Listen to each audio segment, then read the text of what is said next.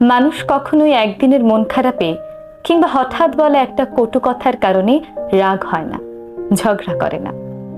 এগুলো একদিনে তৈরি হয় না। দিনের পর দিন ছোট ছোট কষ্ট, অবহেলা, অপমান, কটু কথা, উপেক্ষা সবই ধীরে ধীরে জমা হতে থাকে।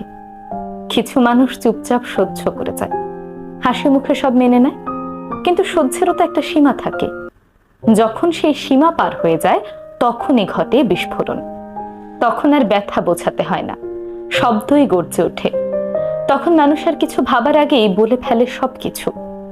সে হয়তো চুপ থেকেছে সম্পর্কটা টিকিয়ে রাখতে, কিন্তু একদিন হঠাৎ সে চিৎকার করে কাঁদতে কাঁদতে বলে ফেলে, আমি কি মানুষ না? আমারও তো অনুভূতি আছে। লোকে তখন ভাবে, এ একটা কথায় এত রাগ কেন? কিন্তু তারা জানে না, ওই এক কথার পেছনে আছে শত শত না বলা কথা, অগণিত সহ্য। কাউকে হঠাৎ বদলে যেতে দেখলে ভেবে দেখো, তুমি হয়তো বহুদিন ধরে বদলে যাচ্ছিলে, সে শুধু সহ্য করছিল। তাই কাউকে বিচার করার আগে ভেবে দেখো, সে এতদিন চুপ ছিল কেন এবং আজ কেন সে চুপ থাকতে